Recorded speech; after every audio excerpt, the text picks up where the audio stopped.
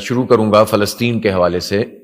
جو صورتحال اس وقت وہاں پر موجود ہے سب جانتے ہیں. 45,000 سے زائد شہادتیں ہو چکی ہیں، جس میں 32-33 ہزار بچے اور خواتین شامل ہیں. افسوس کی بات یہ ہے کہ بجائے اس کے کہ عالمی برادری جنگ بندی وہاں پر کرے اور یہ جو جینوسائیڈ ہو رہا ہے، نسل کشی ہو رہی ہے مسلمانوں کی اور فلسطینیوں کی، جو اسرائیل کر رہا ہے اس کے ہاتھ روکیں. ہو یہ رہا ہے کہ امریکہ پوری طرح سے اس کو مدد فراہم کر رہا ہے، اربوں ڈالر دے رہا ہے، اسلحہ دے رہا ہے، اور اس اسلحے کی مدد سے وہ بمباری کرتے ہیں اور نہتے لوگوں کو شہید کرتے ہیں.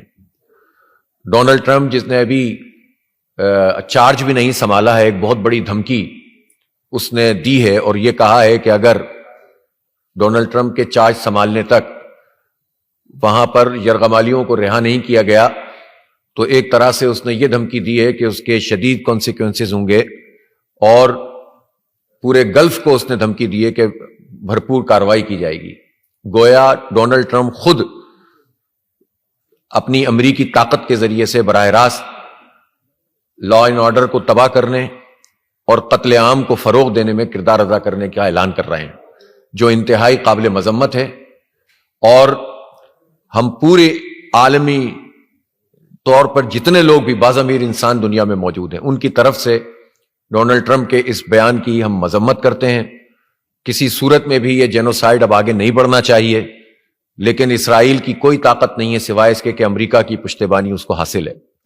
اور امریکہ خود کیا ہے وہ سب جانتے ہیں. کروڑوں ریڈ انڈین کے لاشوں پر اور ان لوگوں پر کہ جن کو پوری دنیا سے لا کر غلام بنا کر وہاں رکھا گیا، اس کی بنیاد پر بننے والا یہ امریکہ. ہیروشیما ناگاساکی پہ ایٹم بم گرانے والا امریکہ، عراق میں، افغانستان میں لاکھوں انسانوں کو قتل کرنے والا امریکہ، ویتنام میں لشکر کشی کرنے والا امریکہ، جمہوریتوں کے تختے الٹنے والا امریکہ، اور دنیا بھر میں جابروں اور طالع آزماؤں کو سپورٹ کرنے والا امریکہ.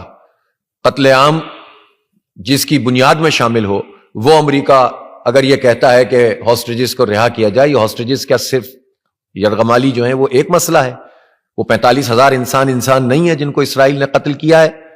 اس لیے ہم یہ سمجھتے ہیں کہ ہم اس کی شدید مذمت بھی کرتے ہیں، اور ہم نے فیصلہ کیا ہے کہ فلسطینیوں سے اظہار یکجہتی کے لیے اور ڈونلڈ ٹرمپ کے اس شدید رویے کے خلاف اور امریکی عوام کی آنکھیں کھولنے کے لیے، اس لیے کہ امریکی عوام آلریڈی فلسطینیوں کی حمایت کر رہے تھے، تو ہم یہ سمجھتے ہیں کہ دنیا بھر کے باضمیر انسانوں کی نمائندگی کرتے ہوئے جماعت اسلامی فلسطینیوں سے اظہار یکجہتی کو لے کر آگے بڑھے گی. اور 29 تاریخ کو 29 دسمبر کو انشاءاللہ اسلام آباد میں ایک بڑا ملین مارچ ہوگا جو فلسطینیوں سے اظہار یکجہتی کے لیے ہوگا اور اسرائیل اور امریکہ کی مذمت کے لیے ہوگا. اور انشاءاللہ بھرپور طریقے سے پاکستان کے عوام رسپونڈ کریں گے، اور اس کے علاوہ بھی ہم فلسطینیوں سے اظہار یکجہتی کریں گے.